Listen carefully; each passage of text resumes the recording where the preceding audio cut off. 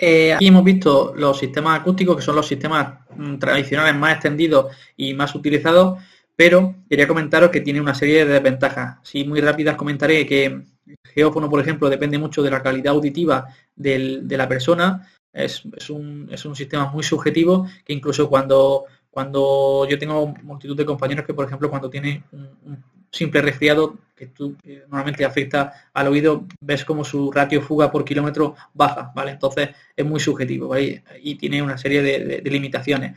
Luego correlador y prelocalizadores, que básicamente son lo mismo, pero o sea, tienen como problema tienen que dependen un poco de las características que tú parametrices, que para ello necesitas conocer material, diámetro y longitud, que no siempre lo conoces, o incluso conociéndolo, si hay reparaciones, manguitos, cualquier tipo de elemento diferente en esa longitud predefinida, por ejemplo, puede ser 100 metros de un 100 de fibrocemento, pero si tiene pequeños parches en mitad de polietileno o algo así debido a reparaciones, ya estás falseando la medida, con lo cual los errores son mayores, ¿vale? Entonces, dicho esto, vamos a empezar a hablar de métodos más avanzados que para mí mucho más eficaces, que evidentemente tienen sus ventajas y sus inconvenientes, y así lo vamos a comentar, ¿vale?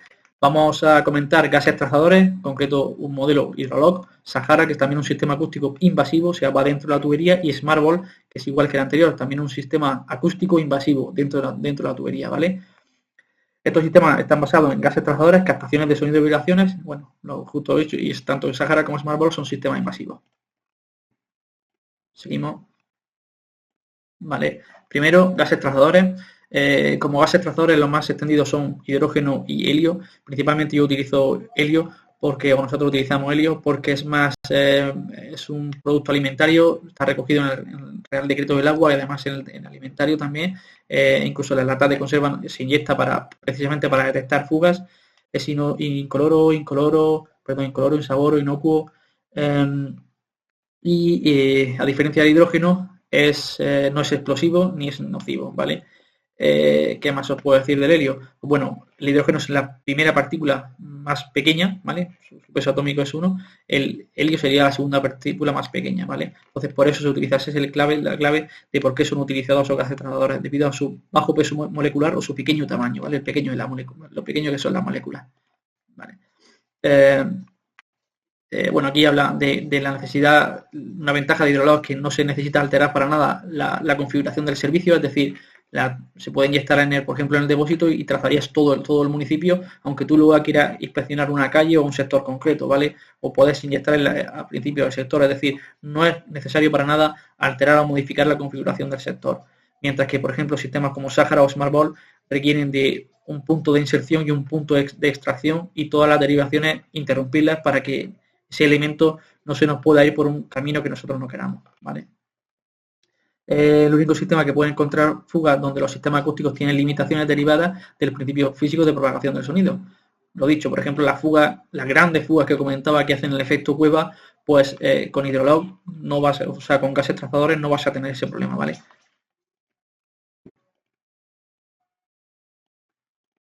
¿Vale? ¿Cómo se utiliza? Para garantizar que el helio sea transportado, al igual que el fluido, a lo largo del interior de la tubería, la inyección debe ser realizada con un difusor especial, es decir, se inyecta a través de un picaje, un difusor que genera una micro burbuja que viaja, como veis aquí, en toda la sección del diámetro, creando un tren de gas trazada con agua que viaja aguas abajo, ¿vale? Como repaso un poco la técnica al completo, ¿vale? Tenemos una tubería donde puede tener, por ejemplo, aquí una fuga en la parte basal de la tubería. A través de un difusor inyectamos un tren de helio. Ese tren de helio se desplaza, puede ser un tren de 3 o 4 horas que puede desplazarse indefinidamente, ¿vale? Una vez que se ha generado ese tren y ha pasado por la fuga, esa fuga extrae agua trazada con helio y queda impregnando el terreno, ¿vale? A partir de aquí, lo que pase en la tubería a nosotros nos da igual. ¿Qué quiero decir? Que la tubería en ese momento puede quedarse sin servicio, se puede quedar vacía, porque al final lo que vamos buscando es la traza o los restos que han quedado de helio aquí en el terreno, ¿vale? Posteriormente un equipo va analizando cada 4 o 5 metros una pequeña muestra y donde detectemos una concentración elevada o por encima de lo normal que hay en la atmósfera. En la atmósfera hay 5,23 ppm de helio constante. A medida que tenemos 5,5, 6, pues es origen de una fuga, ¿vale? Lo que se hace es ir detectando y se genera una campana de Gauss donde su punto máximo estará justo encima de la tubería, perdón, encima de la fuga, ¿vale? Quiero recalcar que lo que comentaba antes, que a partir de que el tren pase, la fuga extraiga el agua y la haga permanecer en el terreno, es independiente de lo que pase aquí y es muy aplicable en países no tan desarrollados donde no hay un suministro 24/7 de agua, donde hay un suministro donde no hay un suministro continuo de agua, es decir, hay 3 o 4 horas de agua al día. Imaginaros que durante esas 3 o 4 horas se da un abastecimiento y luego la tubería queda en vacío. Si tuviéramos que buscar fugas ahí con sistemas acústicos sería imposible porque solamente tenemos esas 3 horas de ventana y sería tal el ruido porque estaría todo abierto, muchos bombeos succionando o mucho consumo de la tubería, sería imposible detectar con tanto ruido que habría. ¿Vale? De esa forma, incluso si el lunes hay 3 horas de abastecimiento, el agua va impregnando el terreno circundante de todas las fugas y podemos estar una semana entera buscando fugas con solo 3 horas que hubiera de agua el lunes, ¿vale? ¿Vale? Y de aquí, pues lo dicho, pasamos por encima y tendremos la fuga detectada. Para que sepáis, este cono de una fuga normal puede ser hasta de 60 metros, o sea, a partir de 60 metros acercándonos a la fuga empieza a subir el helio, ¿vale? La verdad es que desde mi punto de vista es el sistema más infalible que hay y el ratio euro-kilómetro invertido el mejor, ¿vale? Es el que mayor tasa de éxito tiene, más fiable, prácticamente el 100%, y más económico con respecto a su fiabilidad. ¿Vale?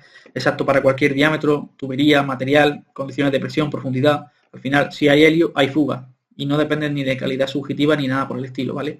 Se puede trabajar tanto el servicio como la tubería en vacía. Si está vacía, en lugar de inyectar con agua, inyecta solamente el aire, el gas. Entonces todavía más efectivo aún.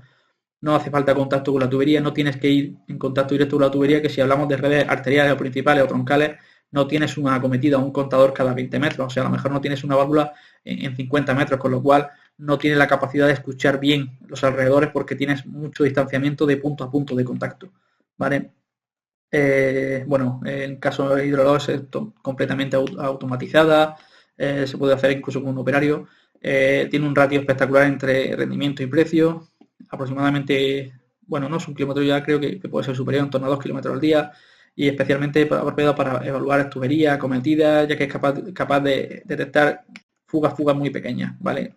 Lo que son goteos.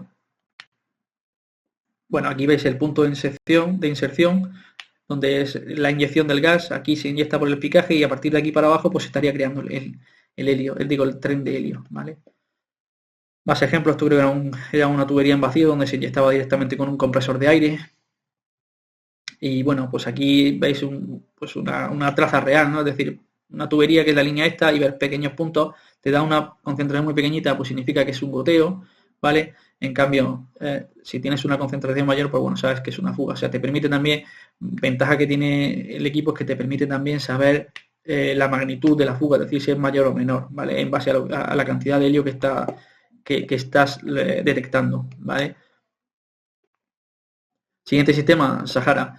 Su principio de funcionamiento se trata de una sonda con un sensor de sonido introducida en el interior de la tubería, viaja con el agua, dispone de una cámara, un GPS y un cordón umbilical, ¿vale? Sinceramente la cámara tampoco te da mucha ventaja porque al final una fuga ni siquiera eres capaz de verla estando encima de ella, ¿vale?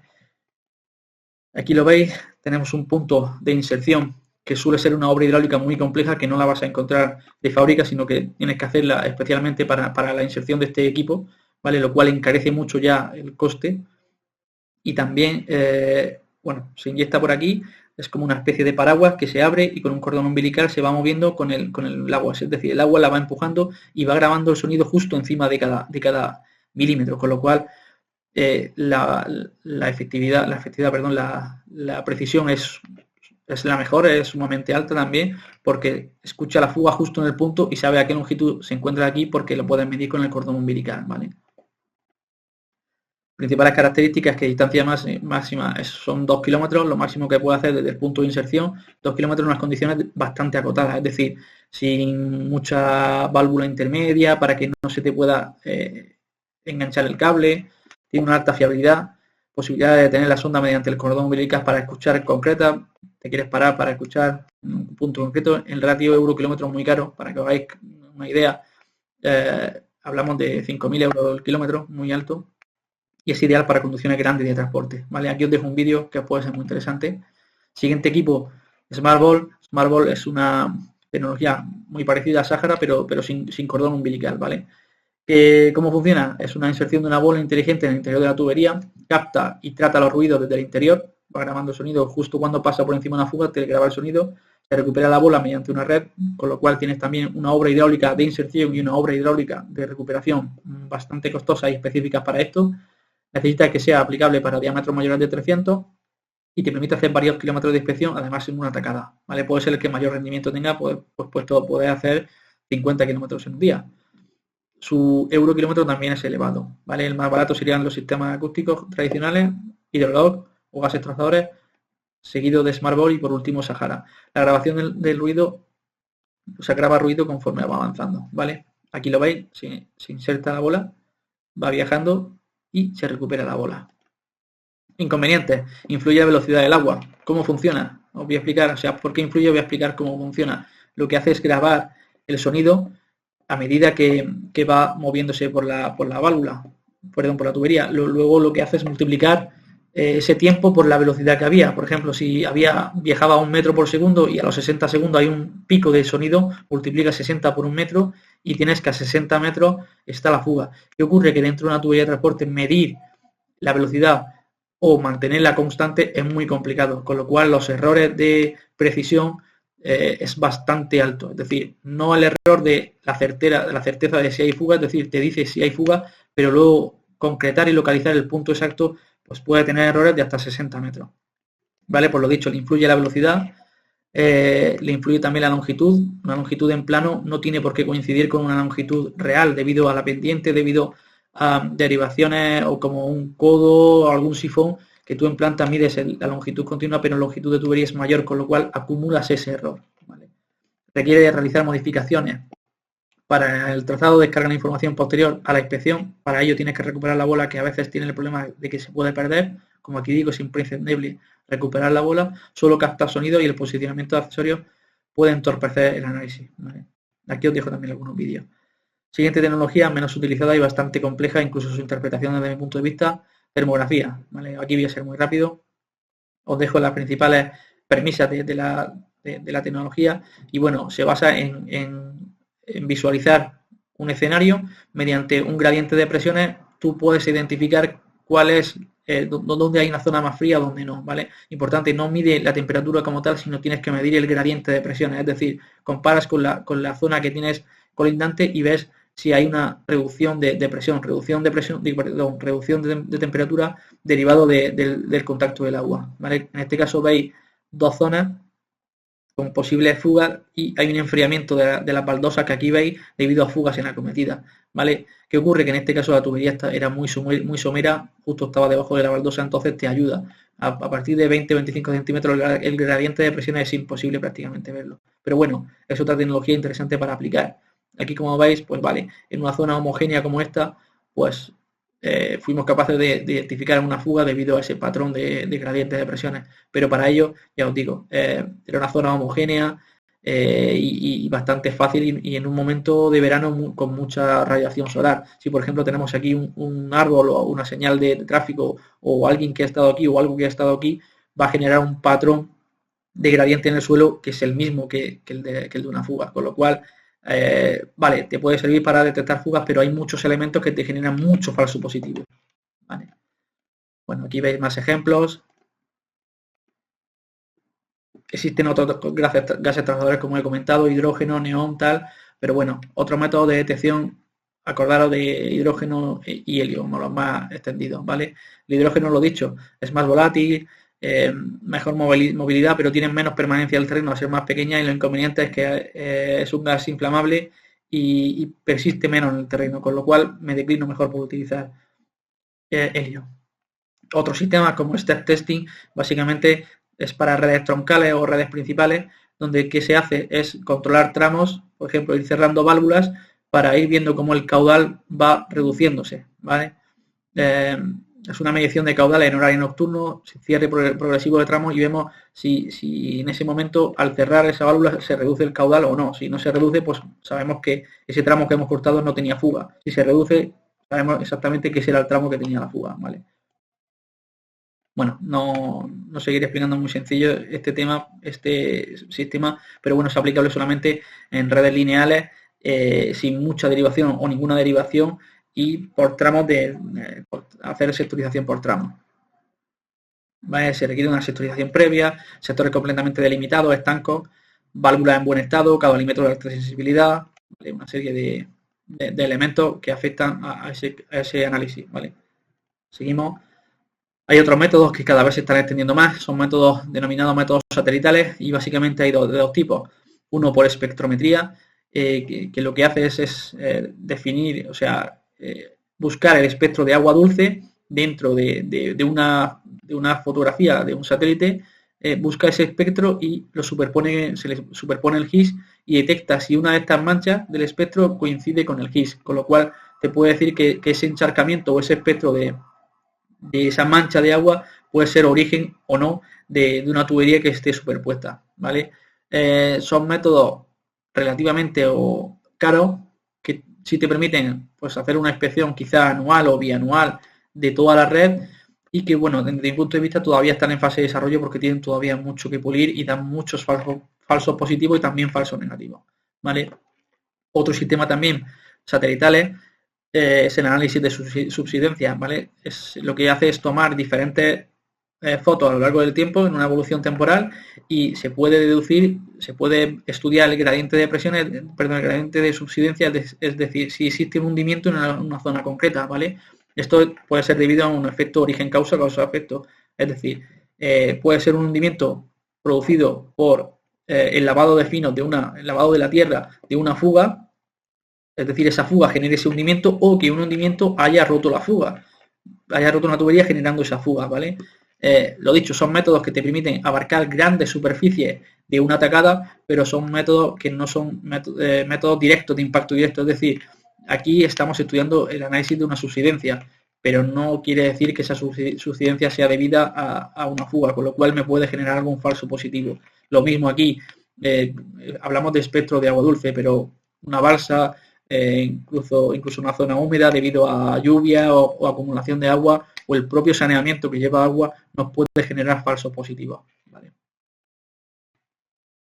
Bueno, como clave es disponer de una buena geodatabase, es decir, de un buen GIS para superponer en estos análisis de esas grandes superficies y al comparar esos posibles riesgos en esa zona del GIS, pues saber si puede estar ahí esa incidencia o no, ¿vale? Vamos a seguir con algunos pequeños métodos, pero ya menos utilizados, como es el georradar, conductividad geoeléctrica o modelos matemáticos. Simplemente los quería citar. Georradar es muy complicada su interpretación, ¿vale? Conductividad geoeléctrica, bueno, no hay mucho avance en el sistema y la verdad es que está en desuso. Y bueno, y modelos matemáticos, básicamente modelos hidráulicos donde con datos de agua como caudalímetros y presión, pues nos puede intuir o inducir a identificar un tramo que puede tener un consumo por encima de lo normal debido aparte del consumo real, a un consumo de una fuga, ¿vale? Y bueno, aquí os dejo un pequeño resumen de todas las tecnologías comentadas y sus posibles incidencias o cómo afectaba, un poco resumen de todo lo que hemos comentado hasta ahora, ¿vale? Bueno, y por último quería comentaros la última parte de reparación de pérdidas reales o reparación de fugas, en la cual no me voy a centrar en la típica reparación con zanja, como se suele denominar, donde se abre, se repara y se cierra, y quería indagar en nuevos elementos, nuevas tecnologías que hacen una reparación mediante tecnología sin zanja, como es más conocido, y que es un sistema que cada vez está más en uso, que nos soluciona muchos problemas y que su ratio económico cada vez va mejor, incluso en determinadas ocasiones puede ser mejor que la tecnología tradicional de reparación, ¿vale?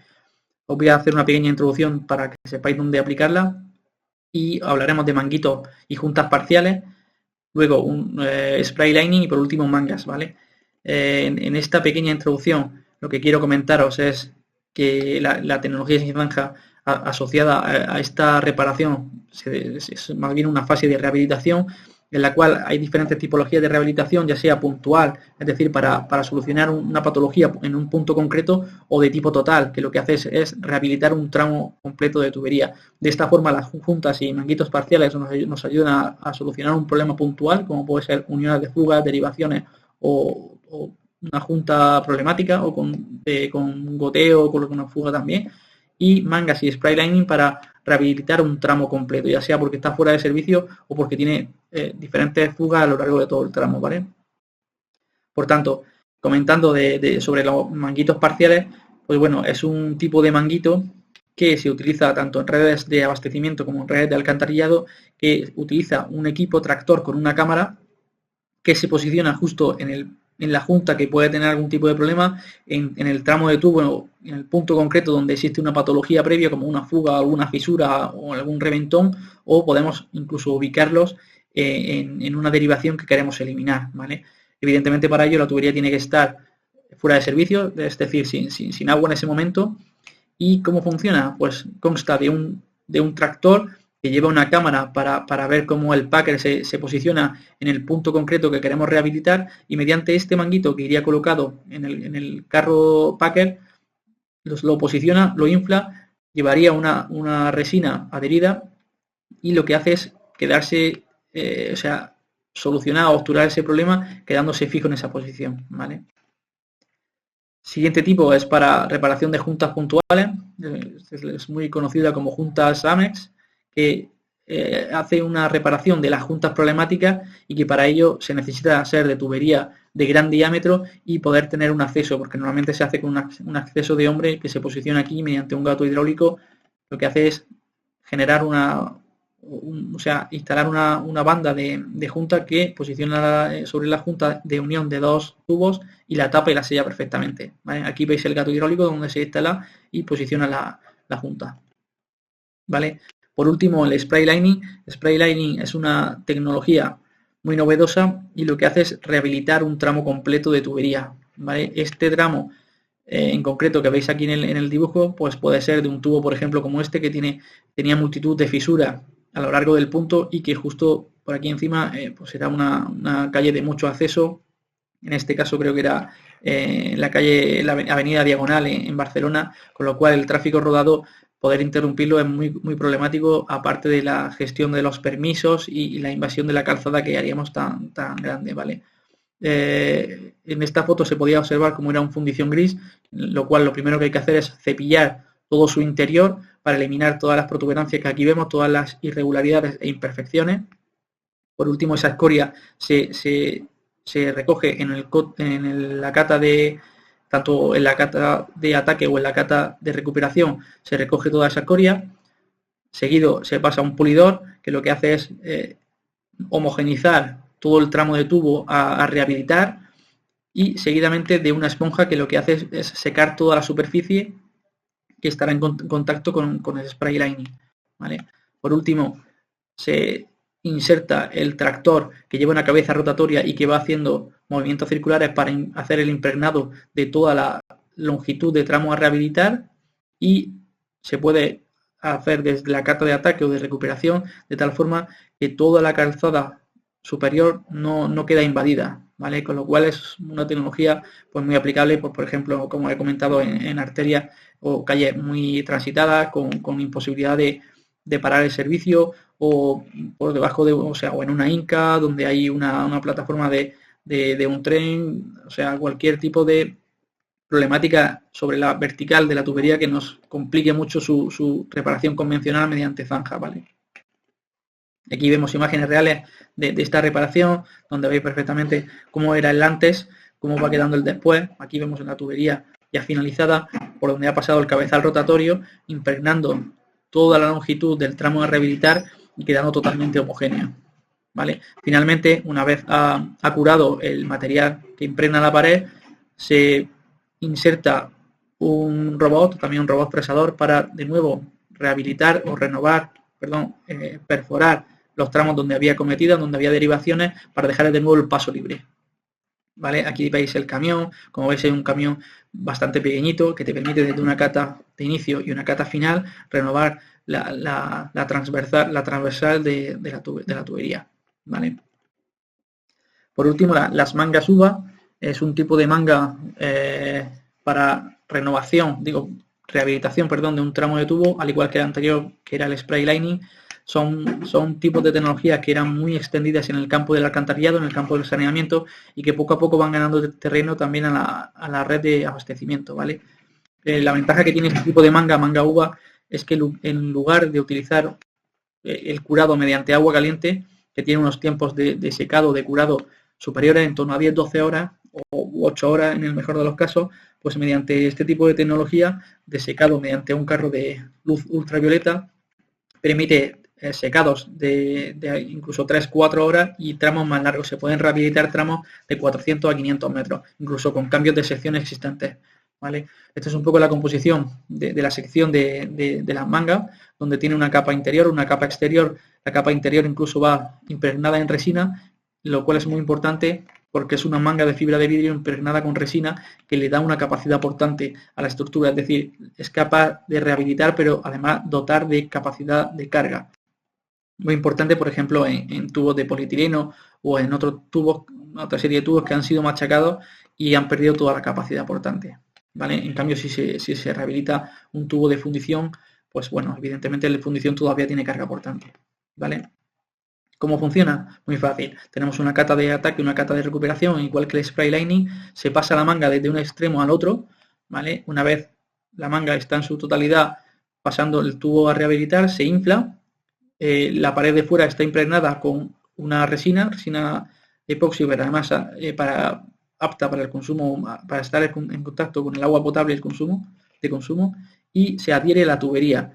Una vez adherida, se pasa el carro ultravioleta, que lo que hace es secar y curar la resina en unos tiempos de respuesta de 3 a 4 horas, haciendo que se endurezca y que te permita conectar de nuevo como último paso con las tuberías siguientes, ¿vale? Luego se rehabilitan tanto la cata de ataque como la de recuperación, quedando todo rehabilitado. ¿Vale? Este es el manguito, el adaptador de brida, donde se hace la conexión, ¿vale? Es una adaptación, es un adaptador que puede ser convencional, un adaptador universal. Y bueno, aquí veis imágenes también de una rehabilitación con manga de una tubería de potable, donde primero se hace el izado o el extendido de la manga, luego con este tirador donde se conecta a un extremo de la manga, se hace pasar por todo el tramo a renovar, toda la longitud de renovación, de rehabilitación. Por último, se adecúan los extremos de cada uno de las catas para obturar, dar presión para que la manga se adhiera a todas las paredes de la tubería. Por último, pasaríamos por aquí el carro de curado con la luz ultravioleta y quedaría secado, ¿vale? Aquí veis el secado de la tubería, donde deja una rugosidad bastante uniforme, parecida a la que puede tener un tubo de polietileno, incluso con mejores condiciones organolépticas, como pueden ser el PVC, que genera un biofilm no muy bueno para la tubería de abastecimiento. En cambio, la resina se comporta mejor, o se han hecho estudios donde da mejor respuesta a que se pueda adherir ese biofilm, y bueno, con una rugosidad bastante buena, que te permite también incluso ser muy válida para alcantarillado, como ya lo es, ¿vale? Aquí veis la brida de adaptación y que te permite conectar con el siguiente tramo, ¿vale? Como veis aquí se recuperó, se rehabilitó toda esta tubería pasada con una tubería nueva. Aquí creo que había algún tipo de problemática que no podíamos hacer, o sea, continuar con la zanja, con lo cual se optó por esta solución, ¿vale? Y bueno, finalizado toda la parte de pérdidas reales, os quiero comentar muy rápidamente las conclusiones. Comentaros que las herramientas teóricas ya sabéis lo que son aquellos indicadores que son claves para el seguimiento, o sea, son indicadores que nos miden esa evolución. Y luego las herramientas prácticas, las que hemos visto, regulación de presiones, clave en la reducción, porque reduce el ANR y además el impacto en la reducción de fugas, la sectorización, que por sí sola no genera un impacto de reducción, pero es una herramienta, la herramienta más útil para acortar la vida de las fugas. Y bueno, luego en cuanto a detección de fugas, herramientas más tangibles, hemos hablado de los sistemas acústicos que son los más económicos, los más extendidos, pero con limitaciones importantes, ¿vale? Como su subjetividad, entre otras, o bueno, temas de material, profundidades, gases trazadores como es el helio, que puede ser, desde mi punto de vista, el que mejor ratio económico y de fiabilidad aporta. Para mí es la tecnología clave. Small Ball o Sahara, que son sistemas invasivos, los cuales son muy fiables, pero tienen una alta complejidad para hacer la inserción, la recuperación y su operatividad, aparte de unos costes muy elevados. Termografía, que desde mi punto de vista es poco fiable porque genera muchos falsos positivos, y satelitales, que también tienen esta problemática de generación de muchos falsos positivos, pero que yo le veo un potencial de futuro. Deciros que creo que este pequeño módulo que he aportado tiene, desde mi punto de vista, gran valor para vosotros, porque no solamente os comento las herramientas que existen y que están puestas a disposición de ustedes, sino que os he dado mi punto de vista crítico para saber qué es viable o qué es menos viable, y yo creo que eso también tiene un alto grado de importancia. Y bueno, pues nada, daros las gracias por darnos la oportunidad de comentaros toda la utilidad y todo lo que hacemos desde nuestro departamento, desde nuestra empresa, y estamos en contacto os dejo aquí mi contacto para lo que podáis necesitar. Sin más, muchas gracias y me despido. Hasta luego.